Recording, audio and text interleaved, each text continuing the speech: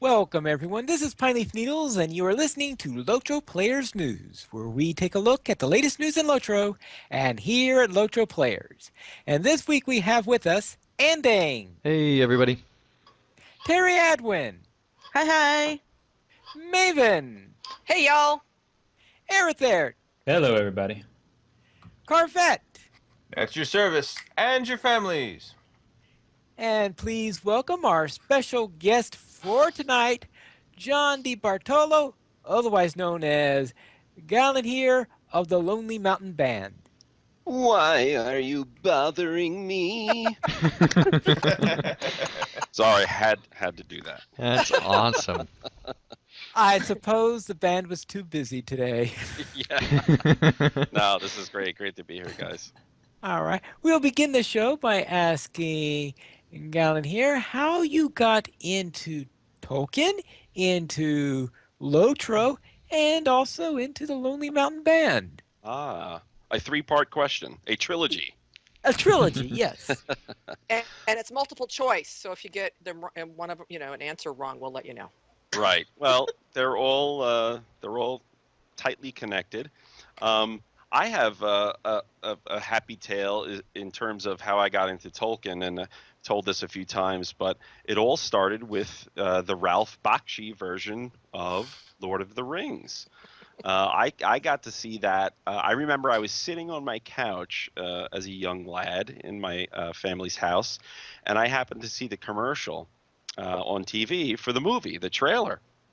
And I remember it so vividly. It was like it was the ring itself, I think, calling me from the TV screen. It had a profound effect, and I specifically remember going to my parents and saying, "Can we go see this movie in the theater?" And so it was like one of those 99-cent matinees, and that was my introduction to Tolkien. Was the Bakshi version? I think that was 1978.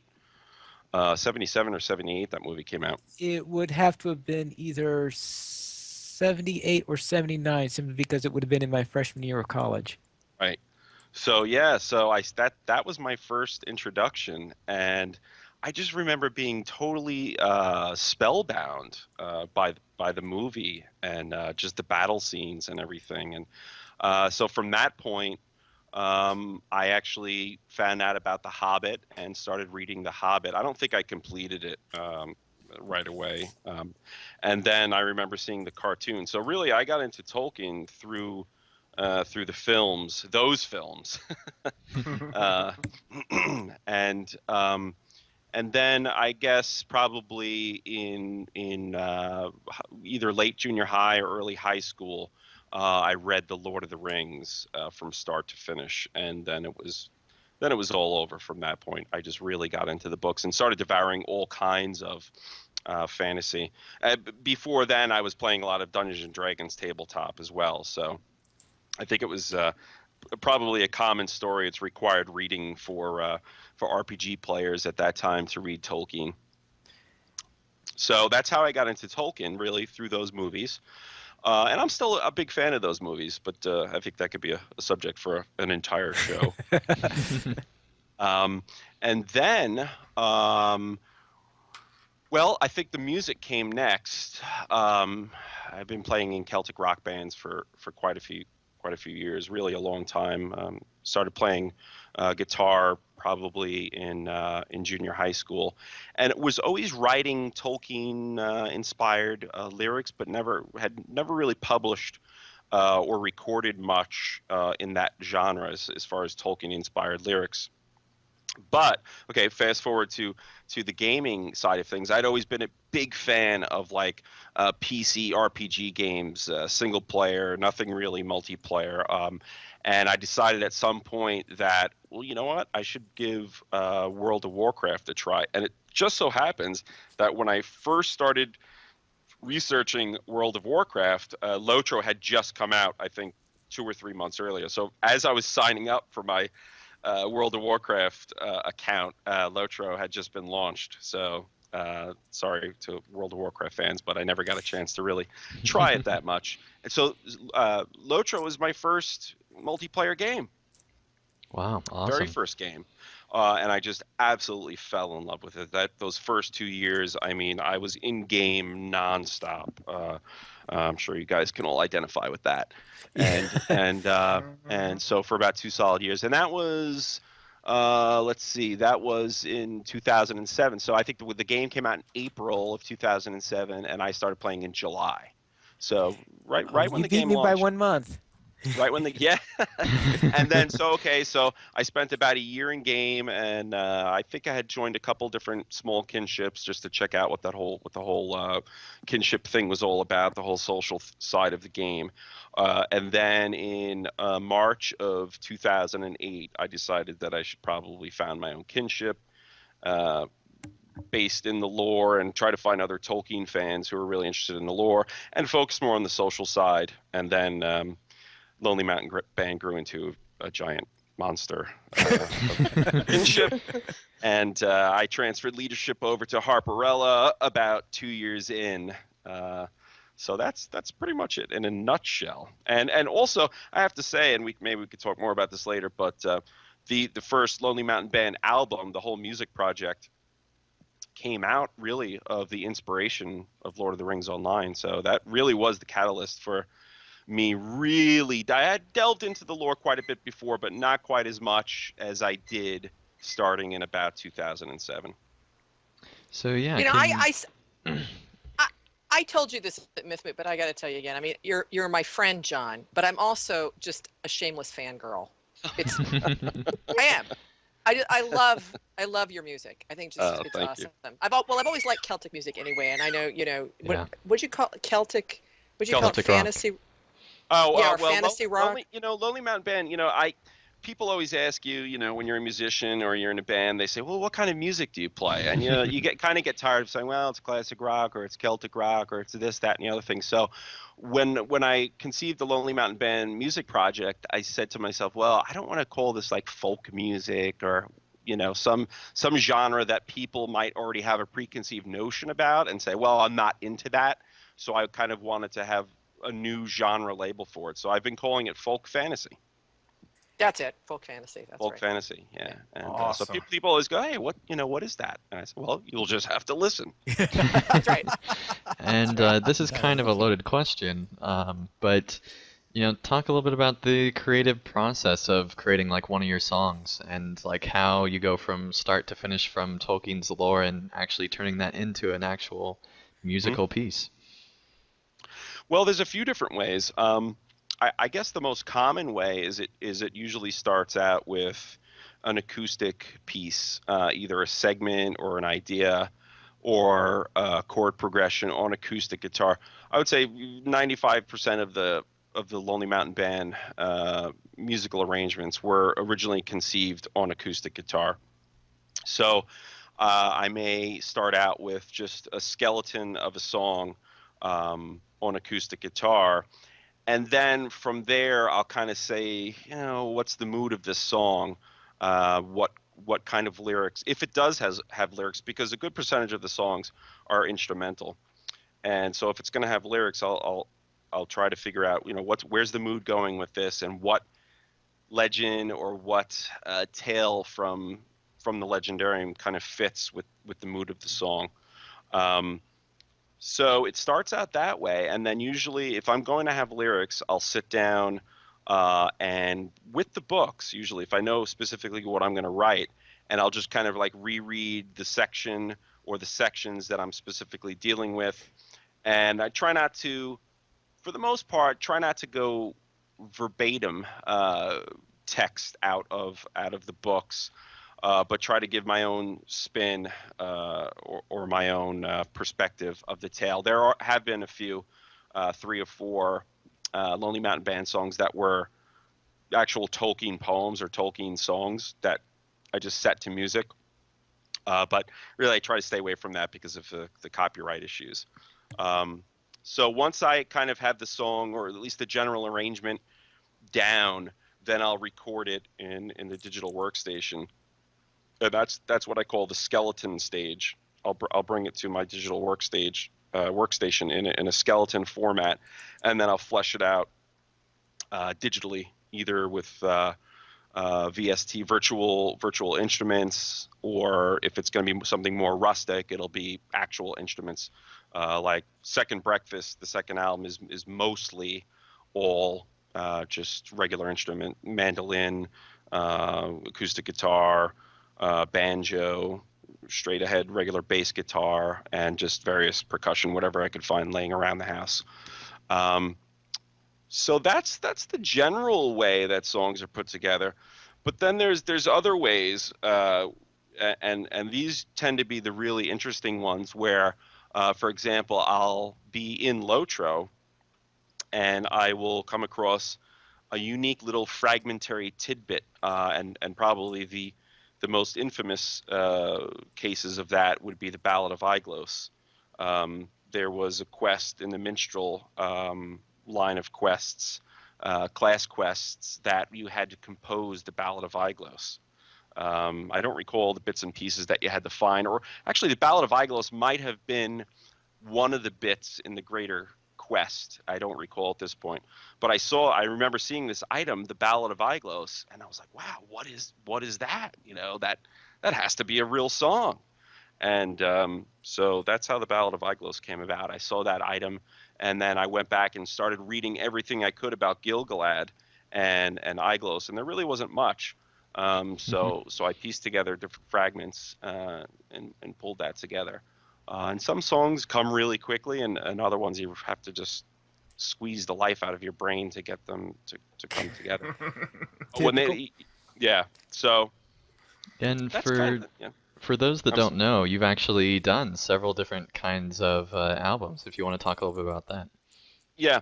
The first album is Beyond the Western Seas, and that one was probably the easiest because I already had quite a bit of material tucked away from previous years as far as just acoustic instrumentals that I had always wanted to lay down, but I didn't know what format they would work best in. So about half of that album was written instrumentally already for a long time. So Beyond the Western Seas is kind of a mix of different tales and but it's mostly acoustic folk with some Celtic influence. A happy accident was, or I call them chance meetings in Middle Earth, was that when I met Harperella in the Lonely Mountain Band, I found out that she actually plays harp in real life, and and I think most people by now know that Harperella is a man, whose name is Brad, and he contributed 3 songs to the album. Uh, and I had never got to even meet Brad at that point, which was really cool. So it was all internet collaboration. And so he provided some very elvish sounding harp for that first album. And there was no real theme for that album. And also Ted Naismith was nice enough to provide the cover art for all 3 albums, actually. And then the second album, I realized I wanted to kind of go more into a theme or follow a theme racially. So I went with the Hobbits for the second album, and appropriately enough, it was called Second Breakfast for the second album. And that was very rustic, very acoustic-y, as if you would picture yourself walking into the Golden Perch or something, and you heard a couple of hobbits just sitting there with their mandolins drinking pints.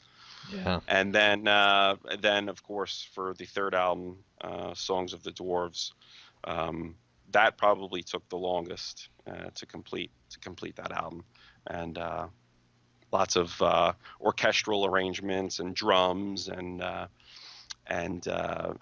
just trying to remain dwarvish. And it's funny because different people have different conceptions of what a dwarvish album might sound like. I mean, traditionally in terms of voice, we're used to hearing it, especially in video games and now movies, Scottish accents on dwarves.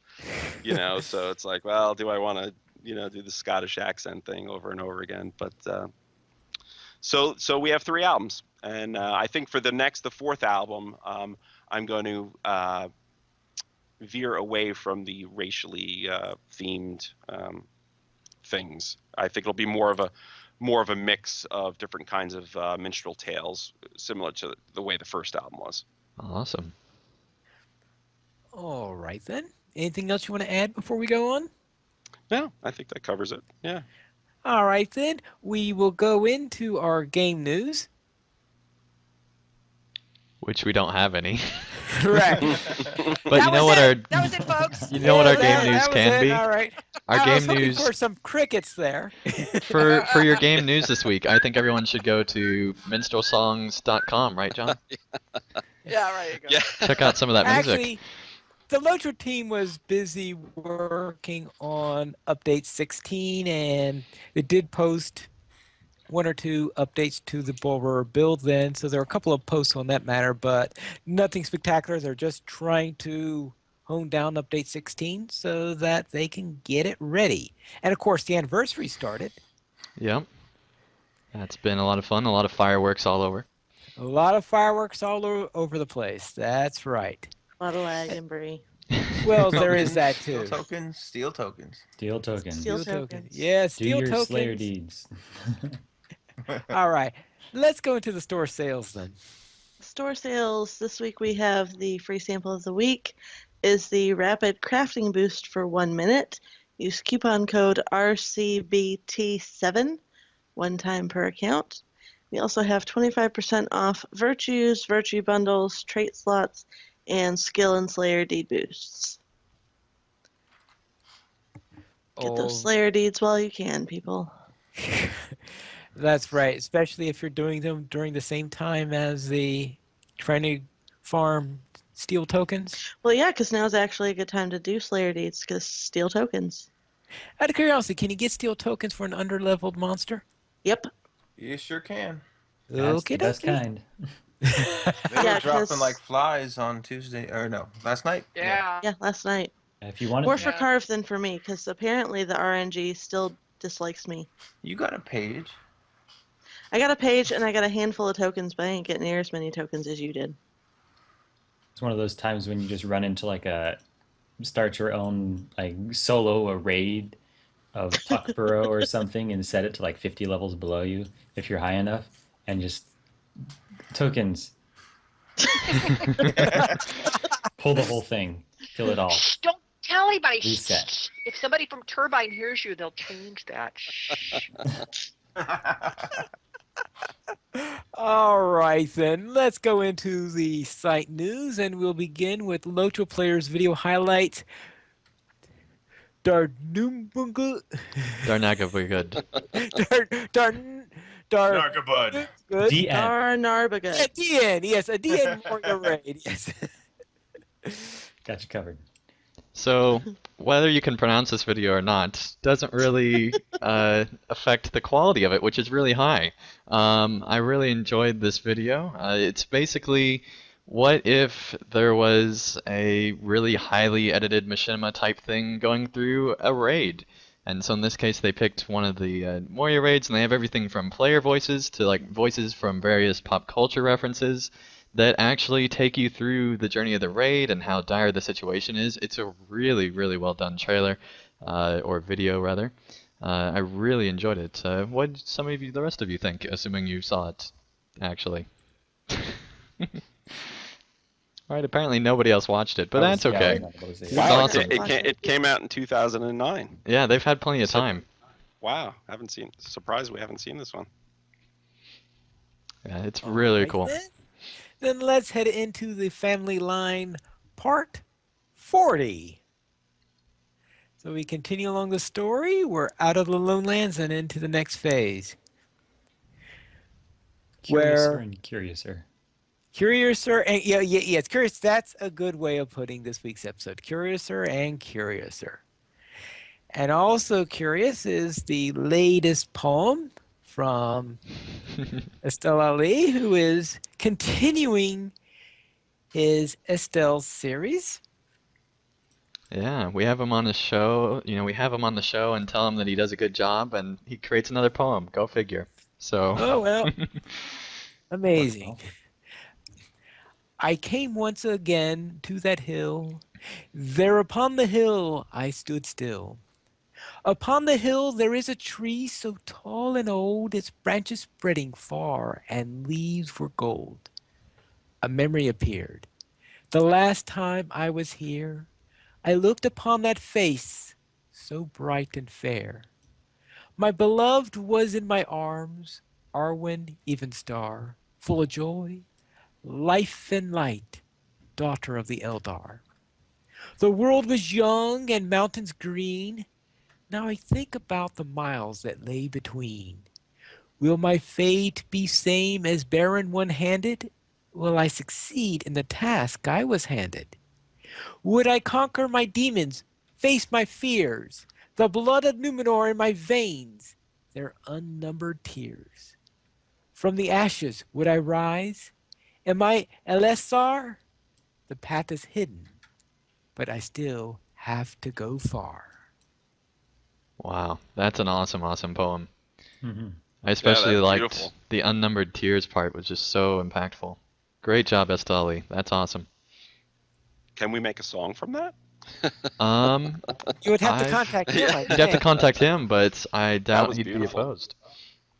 I'm sure he'd love it if you asked him that Yeah. question. All right. And this week's pick is At the Tobacconist. What does the Dun, dun, dun. tobacconist have to do with this? This Take it is away, this, John. all right. That's my cue. This is another Machinima video that I put together. Actually, when I first started playing Lotro, I was so enthralled by the graphics and the world and everything that I had put together a Machinima called Whiskey in the Jar. Yeah, and I've Uh, actually done a lot of research through my video highlights over the last year or so. That is one of the most popular machinimas ever for Lotro. That was great. I was amazed. It's a fantastic video. I really love it. If I you've think it not was one checked of it the out, first definitely because do. I did it right in I think pretty sure I did it in 2007 or maybe 2008. I don't recall now, but that was really early on.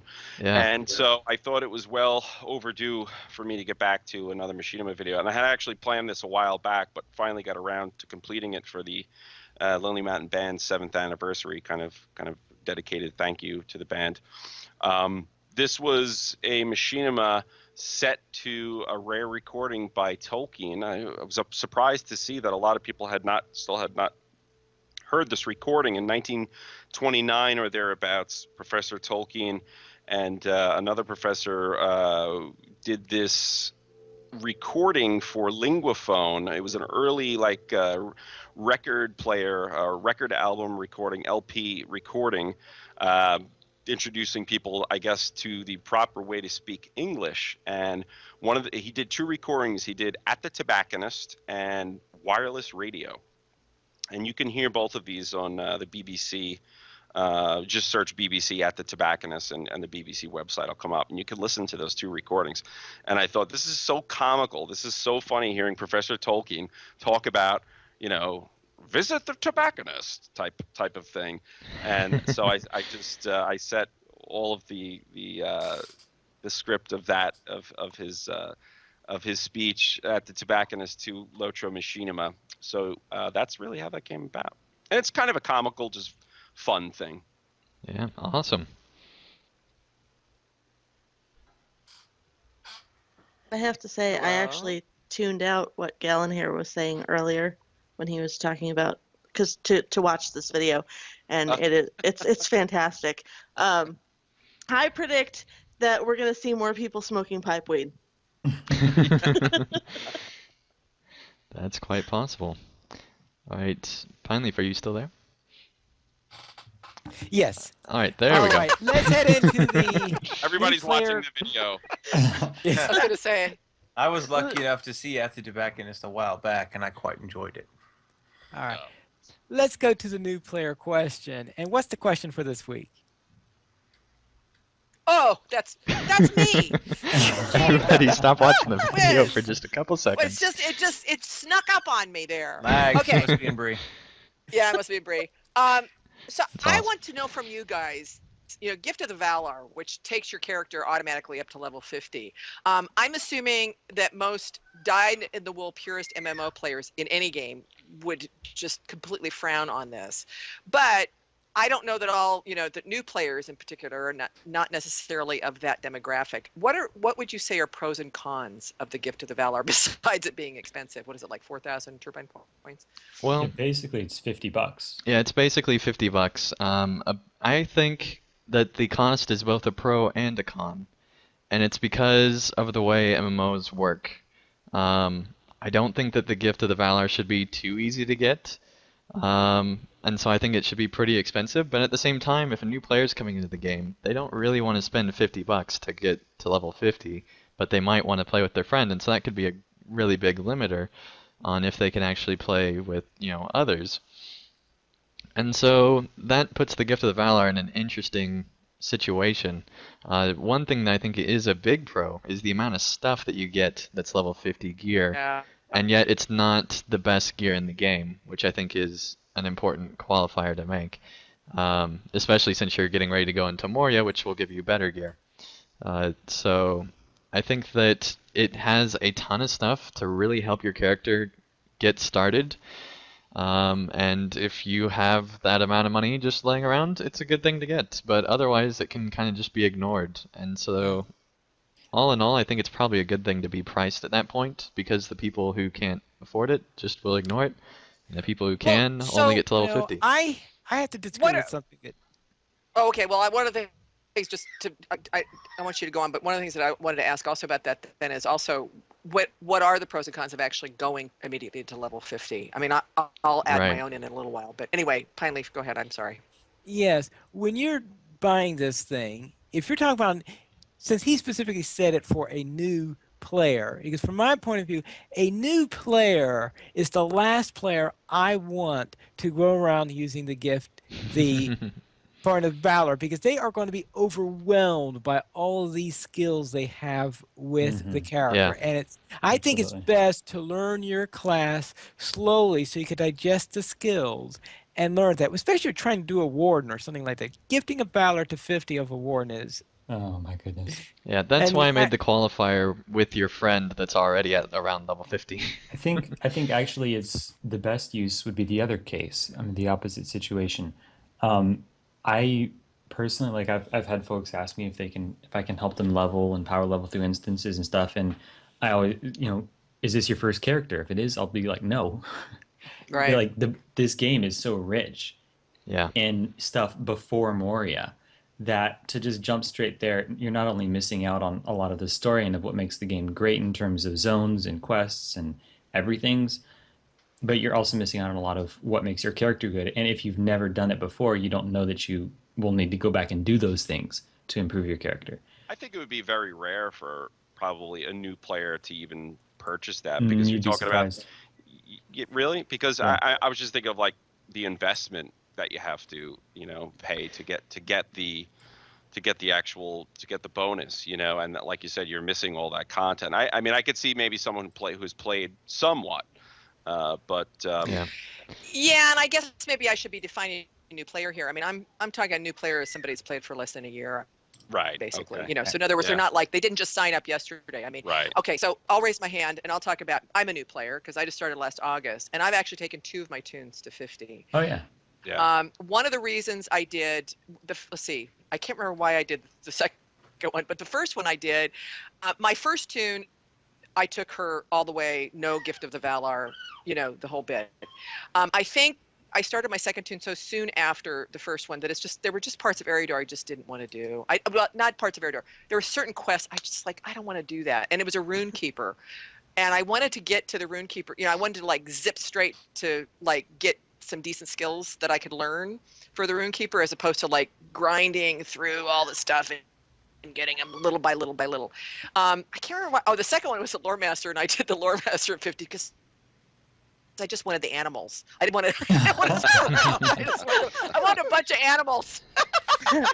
But here's the thing. It was cool, and like Andang said, you do get a good package. Not only do you get equipment, but you also get traits. Your trait tree. You get points that you can put in your trait tree, so you're not zeroed.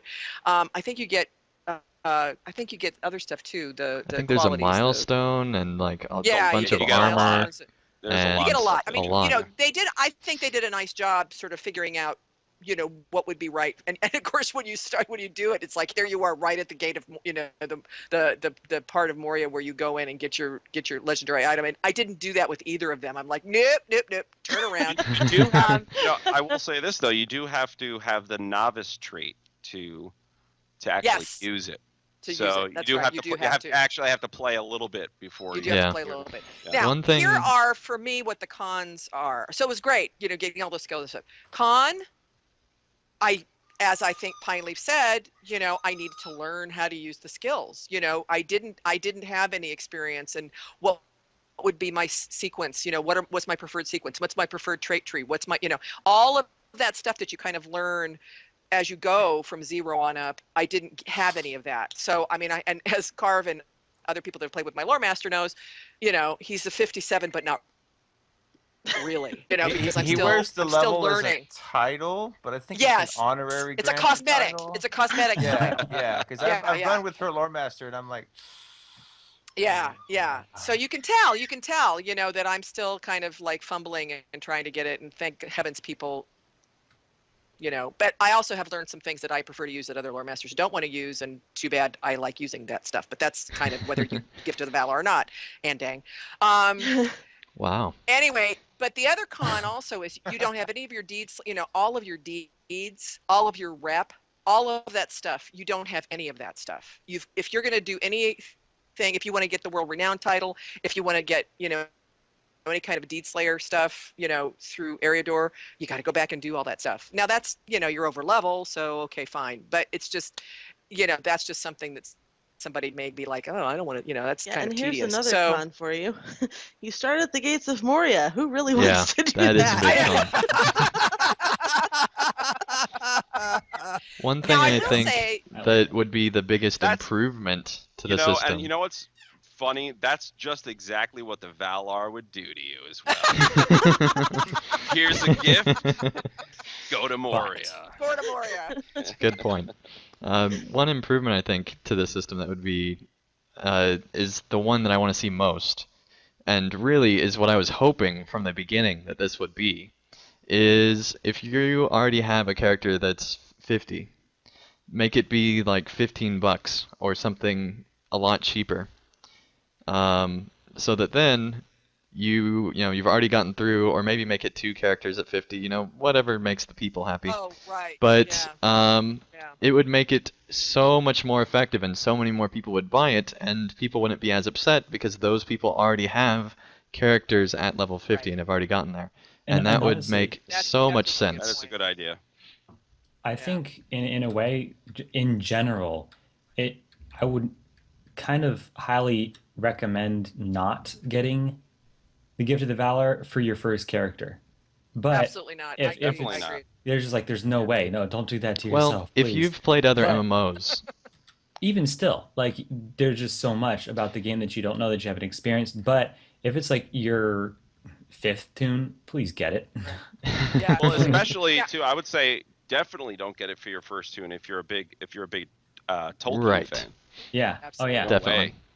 There's, you would miss too much. Now, Terry did turn me on to, I think what's really useful is the veteran status. Veteran To get you status. to, Oh, I like- love Sure. veteran Yeah, it takes you to what? Was It level takes 8 you. It automatically? basically you skip the intro bit. Yep. So like that little baby newbie get- zone, you can get Yeah. it. It's 100 turbine points, and you can skip that whole area, which is And that's a extremely useful Yeah. when you've got like 50 alts. Yeah. Yeah. Yeah, that I'm a big fan of, Mhm. because you could skip all that stuff and you end up with it. You also get a package, of like what level 8, level 10 stuff. I Yeah, think you it get a is. package of whatever gear you would have picked up anyway in Right. the starter Right. instance. That I like, This for is when the you have thing. multiple I didn't know tunes. about that bit. Yeah, that's the So- thing. so- It's 100 turbine points. It's awesome. Mhm. I have run the starting intro so many times. I did not know this was a thing. Go You into can- you go can- into the store and Uh-huh. search on veteran. Search Yep. on veteran. But you can only do it on a character that's like below level 5. Well, that yeah, would because make otherwise sense. you'd be out of the intro.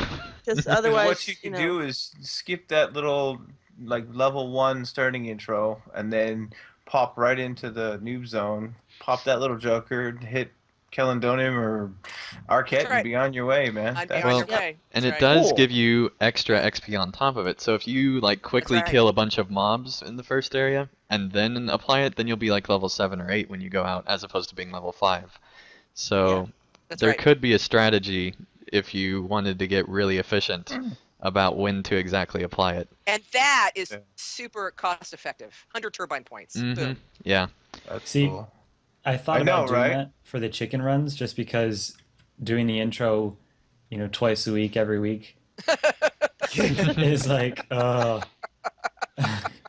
but it's like, it takes me, I mean, the Bjorning intro, which is my last resort, takes 10, 15 minutes to do Oh it. yeah, that's nothing. Yeah. The man one, can get it down in 20 minutes if you're efficient about it. So it's like, I'd rather buy other things with my turbine points. Yeah. Yeah, I One could see thing that too. that has surprised me is that they haven't added in other level ranges because even like in between level 1 and 50, there's Evendim, and I would love to just go straight to level Yeah. 30, go through Evendim, continue on that character, and then, Even a lot of later people, on the other, at least on the other side of Moria, so level 60, add another one. I think if you had every 10 to 20 levels, that Yeah, that's a good this would be idea. a lot cooler item as well, like or a how other thousand items. turbine points for 10, for you're like, Assuming that you already have a character near that yeah, level, yeah. yeah. Like if you get a character, listen up, turbine. You get you get your one character up to 100, and then it unlocks it, and you can do it, or Yeah. so it's like 100 turbine points to get you to level 10, and then to get you to, if you wanted to skip to level 20, it'd be 200. If you're at level 30 and you want to skip to 40, it'd be 400 turbine points. Straight up to if you're at 90 That's and you not a want to bad skip, idea, if actually. you're at Yeah. 90 and you want to skip to 100, 1,000 turbine points. But one of the reasons I decided I wanted to ask this because they have been actually having it on sale fairly frequently, or at least twice in the last, I don't know, 6, 8 weeks or so. Yeah. So I was just wondering because I'm sure there are folks who, and I mean I can understand because I went through it myself, who have a character and are want to get a second one, and it's like, oh gosh, maybe I should get this because I wouldn't have to traipse through. And yeah, that's true, you don't, but then you miss a lot, and you still are going to have to backtrack, Yeah. to In fill the in the odds gaps. that you've done everything on your first character are slim to none. Right. Like my guardian is at level 100. I've never done a Regian. It's a great zone. So on my minstrel, I'm gonna do a Regian. I figured I'll do one zone completely on each character. Yeah, that's what That way Corey's doing too. get a good taste of it. Yeah. Yeah, I was on Weathertop today with my lore master, my cosmetically 57 lore master, and I visited Candice, and he had a gold ring over his head, so I'm like, oh well, let me see what he says, and it's like, volume 1, book 2, Weathertop stuff. I was like, oh my god, I can't believe this. So of course, being so over leveled, I said I gotta knock this out. So I mean, I went ahead and did it in a very short spirit, but it was embarrassing. It was like, I can't believe this. Now, granted, I've done So, it on several other characters, but still, it's like, Anyway, It's one of when those you things did you hopefully the this go. is taking helpful. Weathertop, One did of you do those. that solo I, version or I'm right on fellowship the edge of version? doing that. No, that's actually a good question. No, I haven't done it yet. I mean, Do that's it where I as a stopped. Just fellowship. like, I'll try it as a fellowship. I should. That boss at the end, though, big time. I don't know if well, that'll test whether just exactly It'll what level just I'm test your at. bear. I may get back to, yeah, Not that's true. really. I may get back to you guys and say, actually, he's a level 30. Well, I mean, that is one thing I think with the Gift of the Valor I've seen a really good use for is that I've had several kinnies say, "Hey, what are you guys doing with your level 50 content?" Because there's a lot of really great Yeah. instance rage stuff at 50 that a lot of people don't pause to do Right. nowadays unless you're crazy and you just like me. But so there's a couple people that have said, "Hey, I'm gonna make a level 50 tune and just camp them there," and they're And That's a at really lifers good and idea. at yeah. the 5,000 turbine point level, I really wish they would throw in the don't level anymore skill. I don't remember what that's called, but Oh, the The Stone of the Stone Tortoise. of yeah, the the Stone of the Tortoise. Tortoise. I wish Yeah, they'd throw that's that in true. They should. Well, They that's because I should. mean, it's 100 TP now, so yeah. I It's mean, it's yeah, well, it yeah, would be a that's nice true. perk. But it'd It still would be be a nice nice to perk, just but it's have still it in cheap. there. it's Yeah, that would be nice. it's one of those things that I bought it for 500 turbine points, and the following week it went down to 100. I I bought like purchased 2 or 3 of them too. I was Ooh. like, you've got Ouch. to be kidding me. I I tried to get a purchased the refund, but North they wouldn't go Downs for it. right before it went down in price, and I think I purchased Lone Lands like a week before that, and so I was like, really? And I Yeah. had been VIP, so I already had that stuff, so I went back to free to play, and it was like, okay, now I'm buying this stuff, and I've already gone through the content, so yeah, I feel you, Arthur. No. Yeah. No, but that's really a good point, Carve. There's a lot at 50, and if unless you use that stone, you can over level Oh really yeah. fast if you Mhm. I want think to actually do the content. first time I finally got to Moria, I think I was like level 56, 57. Yeah. So it's just like, yeah, by all means, use the stone. All All right. Well, right. thank you. Thank you very much for your input, everyone. All right, then let's go into our week in Lotro. And we'll begin with Maven. What did you do this Well, week? I'm back again. Hi, folks. Long time So no let's see. see. I actually, because the previous week I had taken Glurdriel, I had achieved a level cap on Glurdriel, so I kind of had a light week. This week kind of took some time off, but I was part of Carv's Rift adventure, which he will talk about. I did some stuff with Terry. We won't talk about that right now. And then I had my first time doing the anniversary event. I chased envelopes all over Bree, which was fun, especially since I got a drop of some really nice Warsteed cosmetics. But I also I did something. I'm going to now say a sentence that I never ever thought I'd say. I think somebody the other couple weeks ago said something about, gosh, Maeve, if 2 years ago somebody had told you you'd be like not only playing Lotro but doing this podcast, would you have thought they were crazy? And I'm like, yeah. Well, I'll tell you what. Even after starting to play Lotro, if I thought I would ever say this sentence, I would have thought, no, you're crazy. You guys ready? Yep. Yeah. I dual boxed my alts at the fireworks hill in Bree. Wow. What? I am very surprised, Trish. Wow. I never thought that you would do that. That's awesome. Nice. I Yo, mean, she's hardcore now. in August, I wouldn't even know what dual boxing was. It was funny because I mean, I had two of them standing side by side, especially the ones that are in, they're the ones that are all in the Mythgard kin, so they're standing side by side. My captain was looking, a man, and then next to him was my lore master looking very elven, fancy schmancy. And then, I switched back and forth. So when the guy said what to pull, first one, then I switch over and the other one, then switch over the other one. It was like, oh my God, this is amazing. So I figured you guys would be very amazed. Yeah. All right. We Now, are how impressed. did you? Why do you have two accounts? Why do I have? So I could dual box basically. I wanted to try that out. Yeah, I found out there was such a thing as doing that, and I thought, well, that's kind of cool. I could be in my own fellowship. When the rest of Perfect us class just for aren't that. good enough for you. Yeah. Well, when there's nobody Well, I mean- around, or There are Um, perks for having multiple accounts and gathering things at the same time on another account. I can relate to that. yeah, Oh, yeah. part of that, because actually what I did, it was the lore master. In fact, I had already Valared the Runekeeper on it. Actually, this was one of the reasons I had Valared the Runekeeper on my first account, and remember I said about having to go back and do deeds and stuff was just, oh my gosh, she's so behind.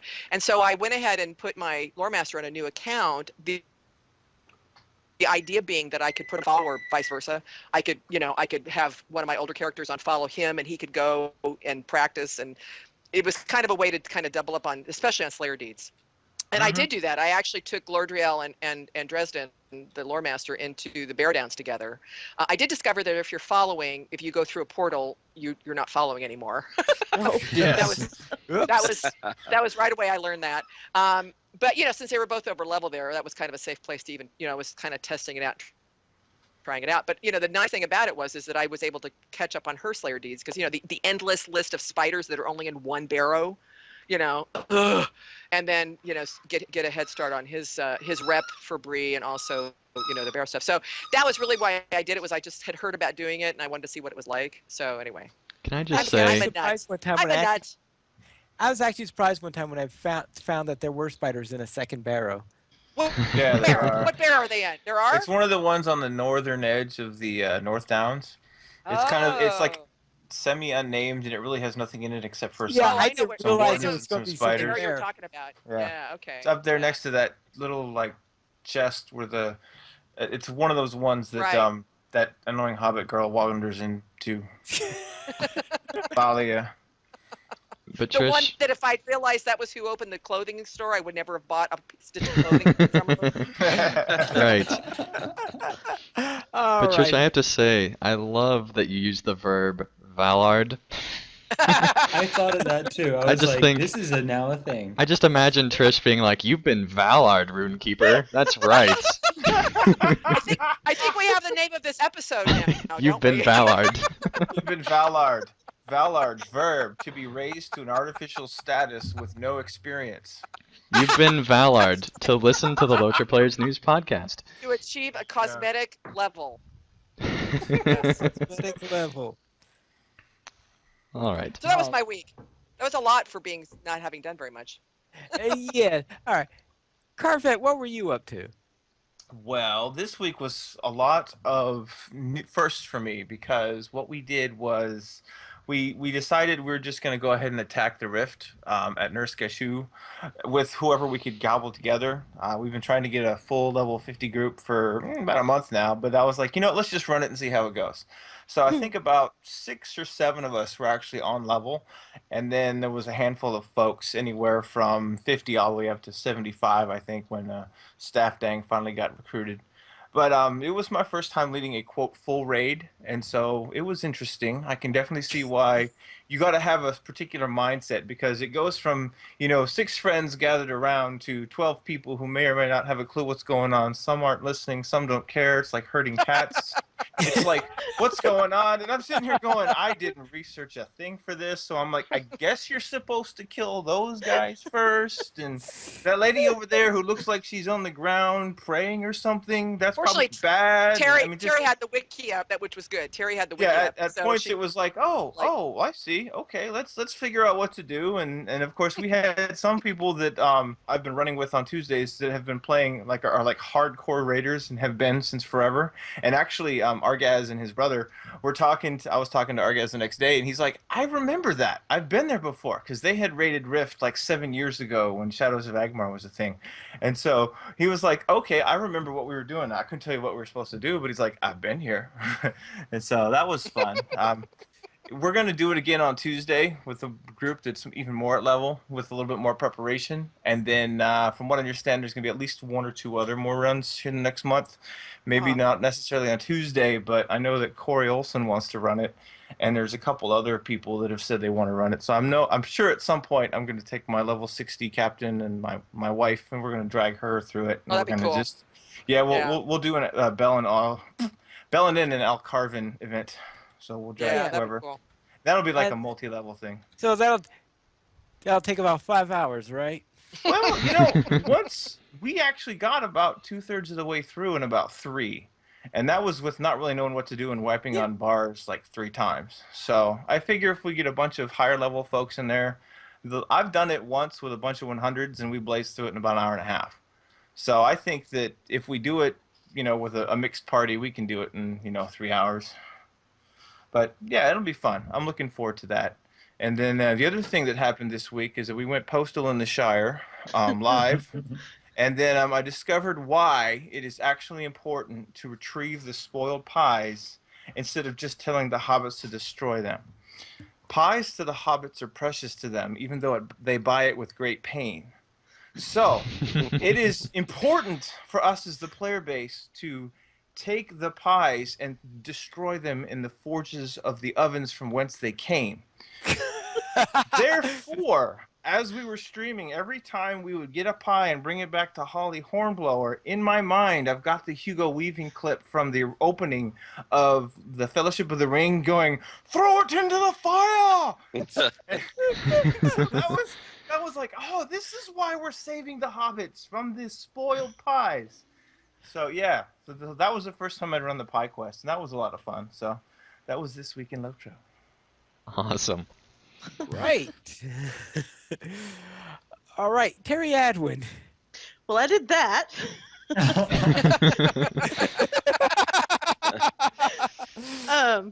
And then we had a server wipe for build 4 of beta, so I was actually able to copy Terry over from live finally. Yay. So I remember that. build 4 is like far enough into beta for me to actually start looking at quests and see if I can find typos to do bug reports and actually do the stuff that you're supposed to do in beta. Right. And It's really as a polished. consequence, I obtained the Banner of the King emote, Ooh. which is seriously awesome. And I also was recognized by a player in game on Boror, which was pretty exciting. Teltaz. You're not going to tell people what the emote is? Yeah, what is it? No, Andang and I are going to do a recording of it later. Oh, So we'll get Spoilers. and toss it up. I don't want to. Yeah, I don't want to spoil too much, but it's very cool and It is hopefully. awesome. I Yeah. have it on very good authority. It is really cool. It is awesome. But yeah, Taltaz sent me a tell and was like, "Terry from LOTRO Players News." I said, "Yeah." He said, "I love the show." So that was oh, really that's exciting. cool. That's always fun when people recognize me in game. Yeah. My hunter achieved level 85 and is still working on rebuilding Hypebold. She finally got acquainted with the men of the Sutcrofts, so she now has her snowboard port. Yay! Yay.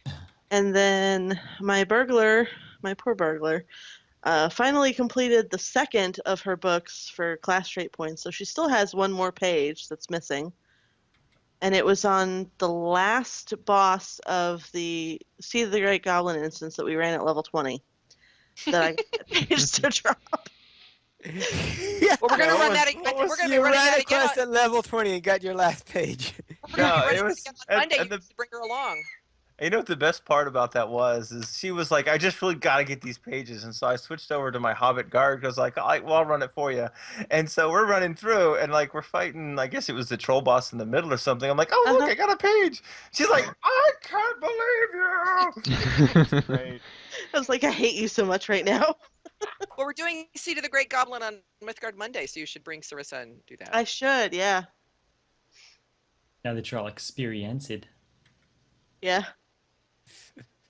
Actually, I know that one pretty well. I've run it a lot. All right, then. What I did. Finally, what did you do? All right. My Bjorning on Gladden completed book 14 of the epic storyline, and ran through the intro area, book 1 for the Moria thing, since that's the next thing on level after book 14 due to funny way the stuff levels up in that area. And when I finished all that up, I got to level 51. Now I'm at that point where you go to Rivendell to identify your first legendary item. Now on Nimmerdale, my warden ran the Mirkwood epic up to the point where you rescue a certain person from the dungeons of Dol Guldur. And the reason I did this is so that I could have a look inside of that tower in Thungelhad, because that's the only point where I knew for certain that you could see inside of that tower. And the reason I want to see that is to help with my builds I'm doing for my Minecraft series of where I'm currently building Thungelhad. And in Crick Hollow, I participated in a concert with Lily Kate and Buggins' bands. So we had a real nice, successful concert over there. And next month, we will be on Dwaradel. Awesome. I would like to point out that I think you building Thinglehat is another one of those things that you'd never thought you'd be saying in your life. And it was so casually, too. You're like, yeah, I built right. Thinglehat in Minecraft. No big deal. And it's interesting if you watch that series on YouTube, you get a real interesting slice of the mind of Pineleaf because You he's do. kind of walking through, going, "I'm going to do this," and then no, wait, that's not right. And then you can see him working it out. It's like the gears are spinning. It kind of cracks me up. Yeah. I have this mental image of you in the instance fighting and being like, hold on, I just want to get a good look out this way. Hang on, jeez, stop. Taking notes here. Do you I'll mind? poke you with the spear later. Now just come on.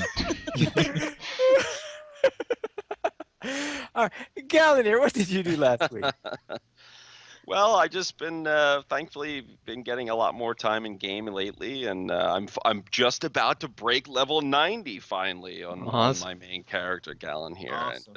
and I'm the type of person who I don't have any problem with leveling slow. I like to go through the levels and enjoy every bit I can. So recently, back in game and about to break level 90, been questing in Rohan.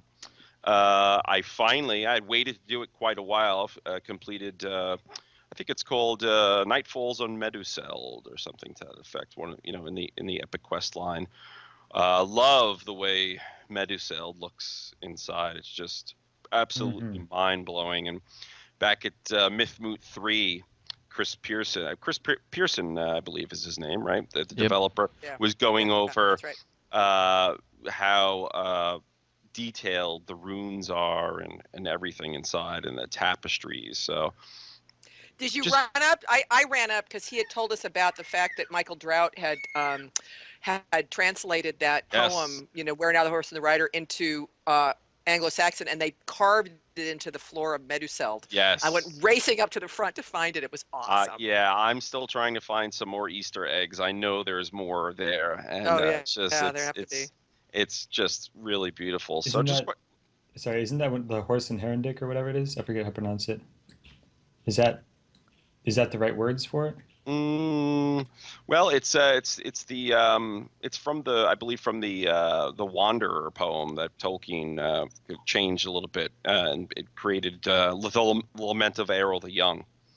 Right. I know So one of the soundtrack, like the title of the soundtrack song is Horse and Heron like for the hmm, horse and the rider for one of the songs. from the LOTRO soundtrack. Yeah, from the LOTRO Oh, okay, soundtrack. So okay, interesting. that must be the same bit music. Right. Has anyone Cool. come across Ellen Fremedon at all in game? Yeah. So Yeah. Ellen Fremedon is from the beginning lines of Beowulf. It's actually Oh, that's right. well, yeah, it's not actually a woman's name. It's actually Anglo-Saxon, and Yeah. taken from the first beginning lines of Beowulf, and they use it as a woman's name. I thought that was really cool. huh. So and also wrapped up, and this wasn't this past week, but recently wrapped up that machinima that I was talking about earlier at the Tobacconist, and we celebrated Lonely Mountain Band's 7th anniversary. Ooh. Just this past few weeks. So really amazing to think that 7 years in, it just went so fast. Yeah. Oh, So that's yeah. pretty much it. All right then. Erithert, what did you do? Lunch again.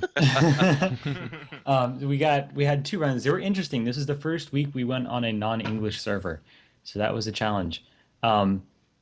Anduin came first. Neither one of the servers knew it was coming, so mad props to them for not being prepared at all and still doing pretty well. Anduin had a lot of issues between language barrier and not knowing where they were going because they hadn't done it before.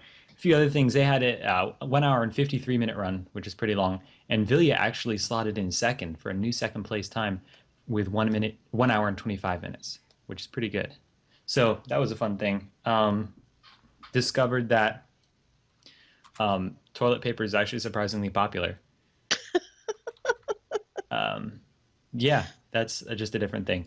My Defiler got to rank 6 in the past week, which is a lot of fun. Got some new traits and skills and things like that. And my was been yeah, my Guardian been getting ready for update 16.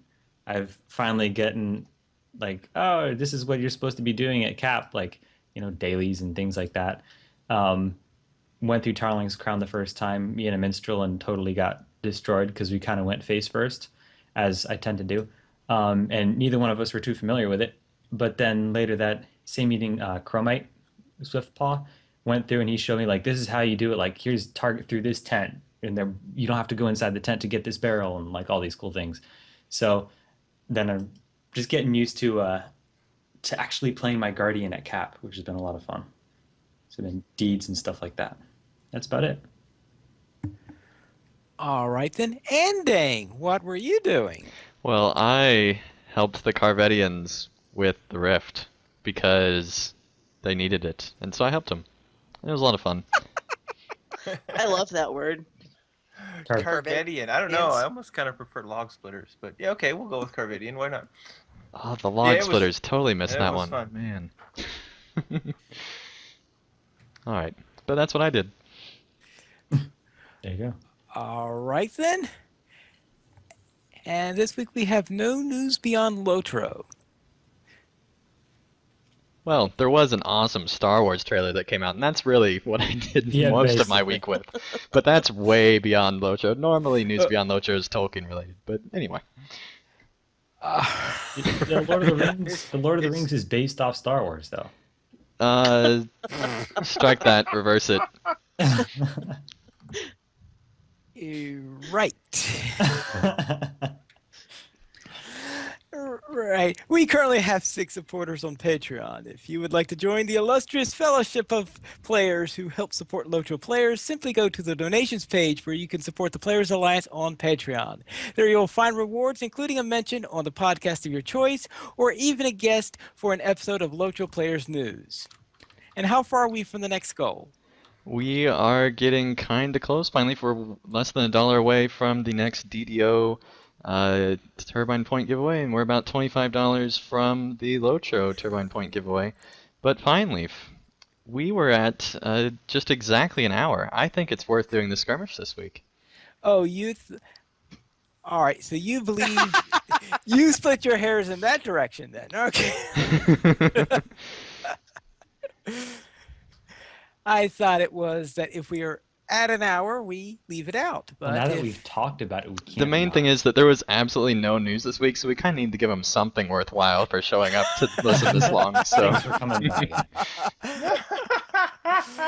very well, we will then go into the topic for this week, where we are to speak of the pros and the cons of Galadriel in various implementations of the Lord of the Rings. 3 weeks in the making.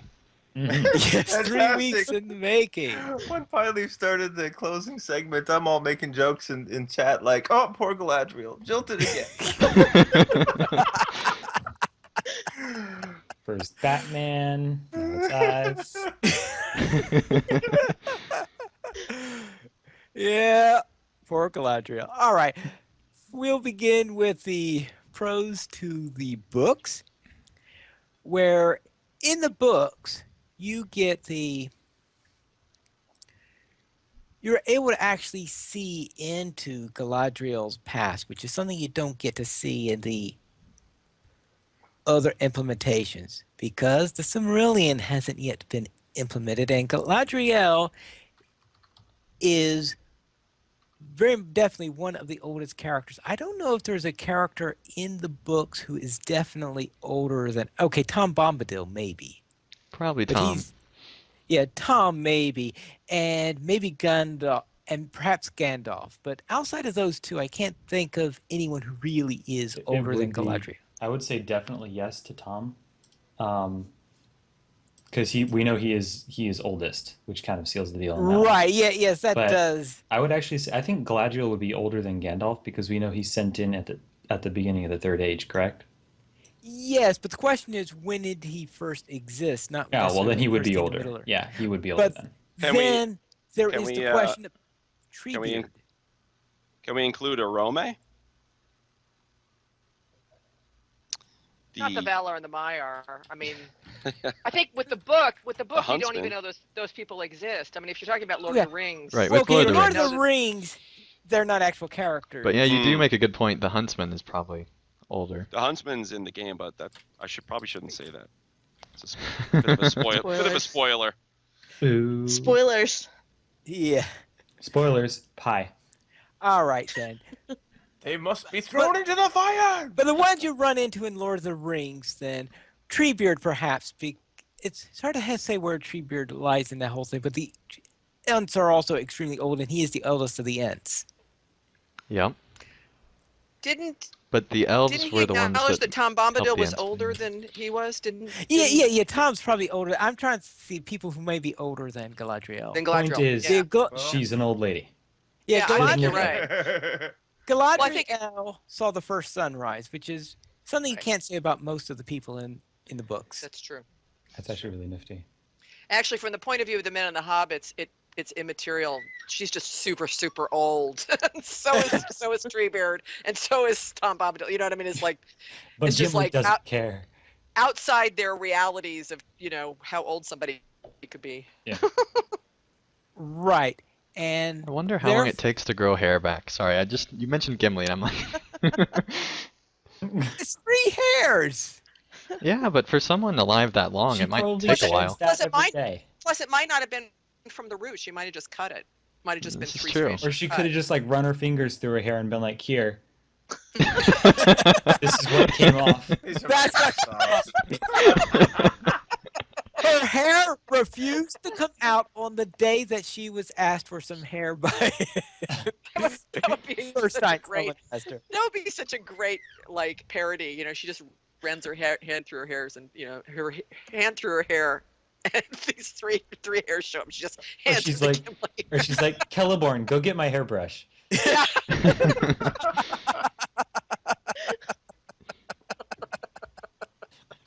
Or actually, no, Celeborn, you have my hairbrush on you, right? Because of course he carries all of her stuff. Oh yeah, of with him. Yeah, course. and he probably uses it too. He So waits on. So Well, then she has to pick out the silver hairs from the golden hairs. yeah. are we glad we waited 3 weeks for this? Aren't we glad we went that extra hour for the hair cosmetic conversation about Galadriel? It's just We were high quality talking about hair podcasting. for a long time. So are you going to edit that part out? All right, Maeve, what are the cons?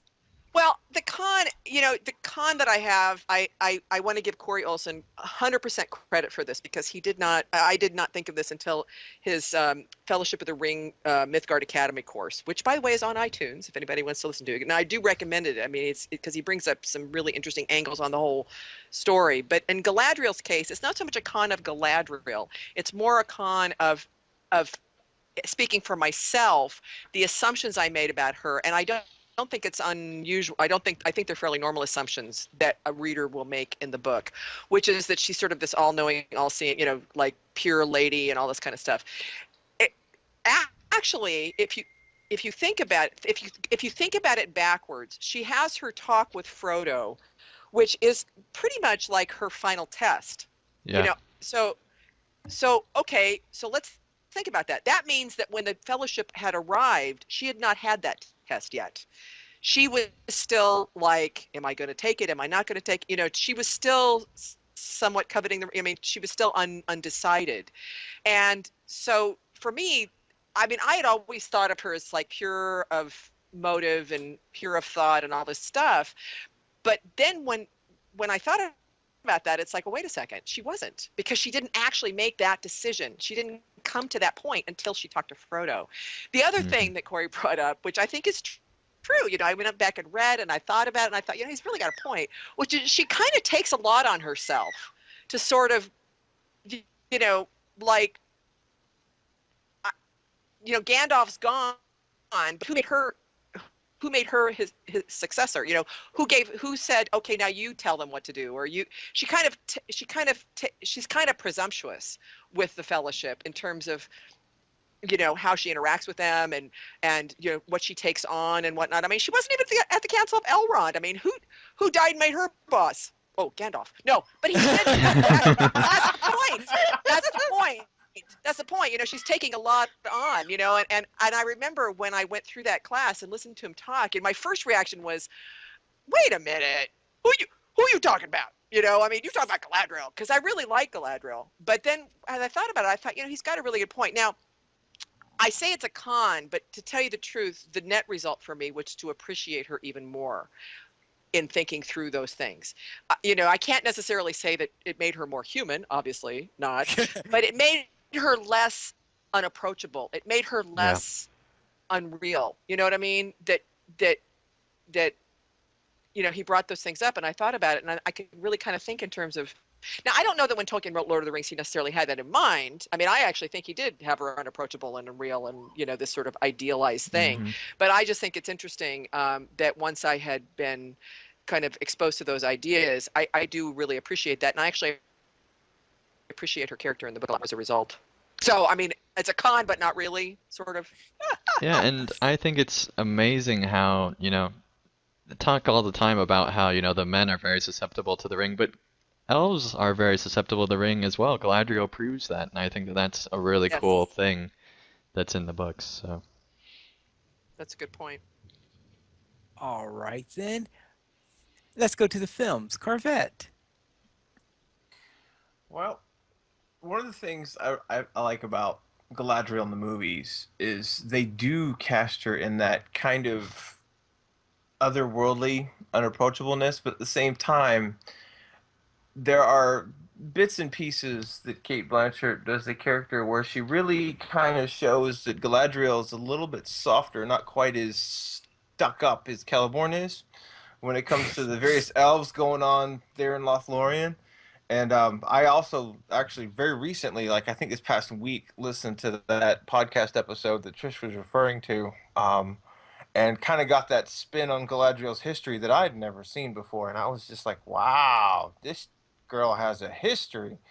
Um, Yeah. One of the things that I completely missed the most recent times I read through those chapters she's mentioned in the book was how, while it wasn't quite as dramatic as the movie makes it out to be, the whole negative green Wicked Witch of the West bit with talking with Frodo, um, that was emphasized with exclamation points, and it was a pretty dramatic little scene there in the book, and I just completely glanced right over it. I didn't even, I was like, whatever, she's talking to Frodo and she's yelling and Sam's there and okay, whatever. But the way they did that in the movie just kind of, it emphasized that, she's got her baggage too. Yeah. Everybody that deals with Right. the ring and its allure has to deal with this thing is evil, and everybody's got their own path they have to feel and struggle through to decide whether they're going to take the evil and the power, or whether they're going to turn their back on it and say no, not for me. And so I really appreciated how they did that. And actually, one of my favorite scenes with Galadriel is not even in the theatrical release. It's in the bonus edition that you have to get with the extra scenes. And it's when she's giving the gifts out. Now, granted, Yeah. they changed the gifts for the movie, but the way they carry that character through those things, it kind of shows how she's got this kind of like almost like matronly kind of way, Hmm. but she's giving gifts out. It's like, you might need this, you might need this. Dealing with Sam, like, have you got one of those nice shiny daggers, miss? And those kind of things, and the way they handled the deal with Gimli and the hair, in the hindsight, just really was like, wow, that's cool. I like that. I like that a lot. All right then. What about the cons then? Aerithert? Um, dang it, Carve. What? um, it's interesting to see different things that you view as pros. I was like, that was one of my cons.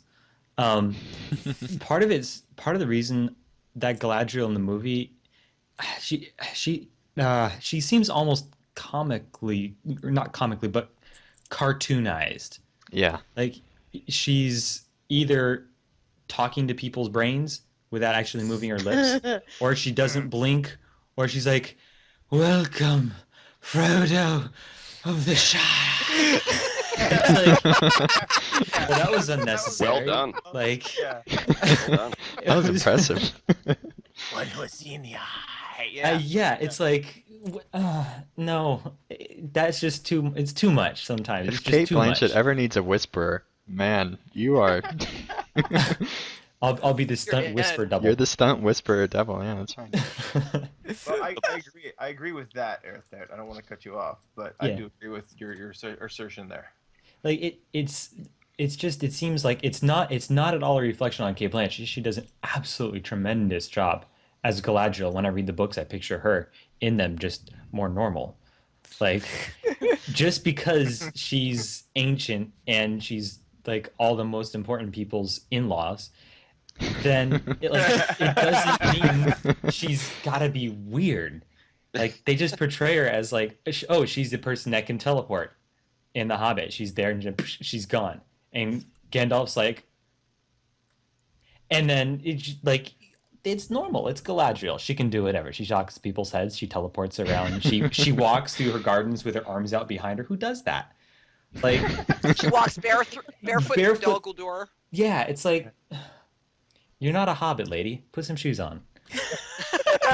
Just the whole thing seems like almost like cartoonized to make her even more ethereal than she already is just by virtue of who she is. So I Yeah. mean, it's kind of a comparatively minor point. They did an incredible job with her and with her character. Just sometimes it's like, Well, that wasn't necessary. Yeah, when Carvette was talking about on the pro side, that actually made me think, for as much as I don't really like the way that she went all crazy, it did make it be a little bit more mystical and added a lot of mysticism to the elves, which, it makes them seem like this other race that's, not like anything that the hobbits had experienced. So from that point of view, it works, but it is pretty weird how it was portrayed. Yeah, I think. Well, I think it's that this is one of those cases where it becomes really difficult to portray what's in the books on film. Where, Yeah.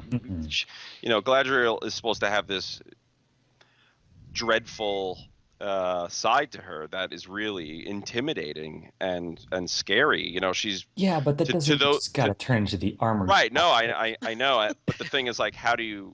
Yeah, How does it's one rough. portray Kate Blanchett as being scary, Right. or intimidating or dreadful? I think that's just a classic case of one of those Give her a examples of pimple. yeah. How does one make an elf, a beautiful elf, dreadful and make you shake in your boots? So I think that was I really think there are Thranduil did there are pretty other well. ways that it could have been done, but Thranduil yeah, did pretty I mean, well. your point's good. Well taken. Yeah, they did do a very good job with Thranduil. I think that was kind of the correction Yeah. what Galadriel was slash could have been, where he kind of turns and he's got that dragonfire bit thing going on. It's like, whoa, there's a lot more to this guy than you'd think. But he doesn't glow green and looks like he put his hand on a balloon. Well, Just not have only this- glow green, but she's got like a black highlight going around her character. Like Yeah.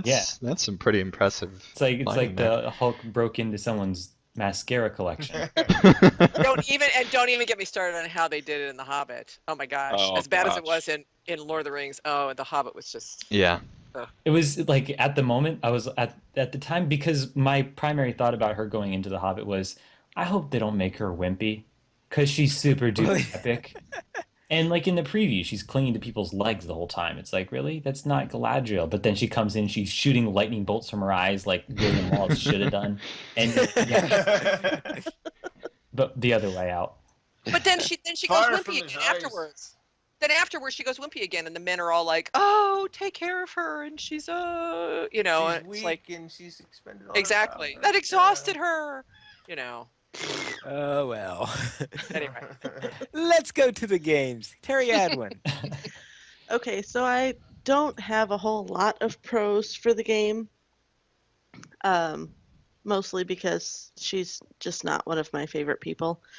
Oh, we picked But- the best champion here. I know. But I picked a couple of really good ones. First of all, she's rocking the hair because, let's Definitely. face it, LOTRO's graphics are not always the greatest with character models, but they did Galadriel pretty well. Really wish we could see that hairstyle available to our characters. Hint, Turbine. Yeah. The yes. other We thing, just need to have Turbine listen to this whole podcast, I know. or at least an edited version of it.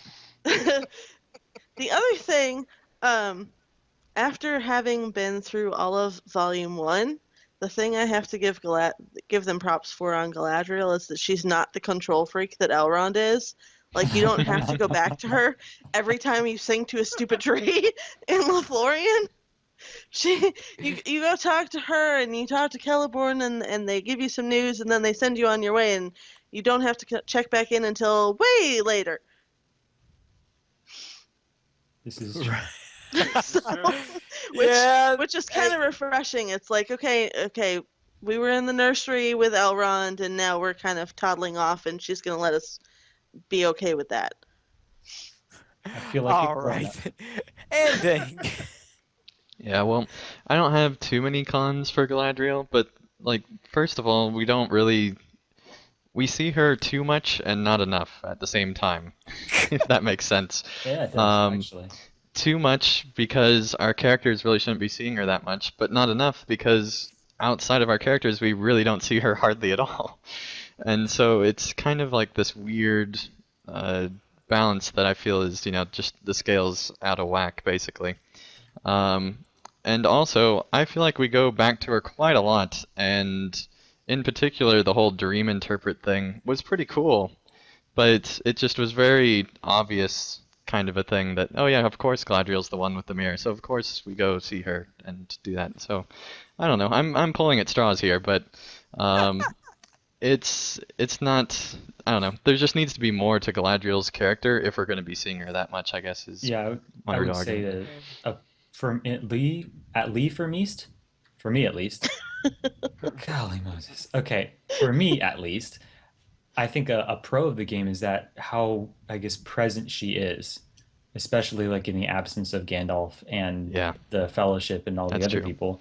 She is sort of a self-appointed leader, which makes sense, you know.